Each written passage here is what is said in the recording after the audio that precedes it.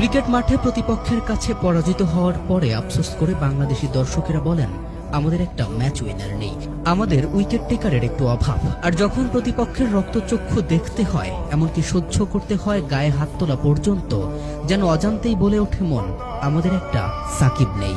নিষেধাজ্ঞার ভয় কিংবা আর্থিক জরিমানা সকল দণ্ডকে মাথা পেতে নিয়েই যেন ছেলেটা লড়ে যেত ক্রিকেটের মাঠে। তাকে তো আমরাই বেয়াদব বলে আখ্যা দেই।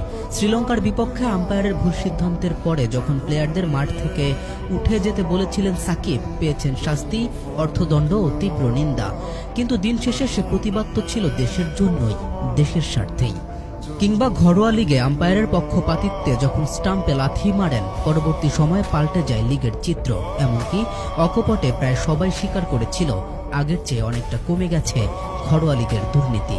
দিন শেষে লাভ তো ওই বাংলাদেশের ক্রিকেটেরই, বাংলাদেশেরই। ঘরের মাঠে আজ প্রোটিয়া ক্রিকেটার অ্যান্টুলি রীতিমতো রিপুন মণ্ডলের গায়ে হাত তোলে, হেলমেট টেনে ধরে। সাকিব মাঠে থাকা অবস্থায় বাংলাদেশি কোনো ক্রিকেটারের গায়ে হাত দেবে বিদেশি কোনো ক্রিকেটার, এমন দৃশ্য তো অকল্পনীয়।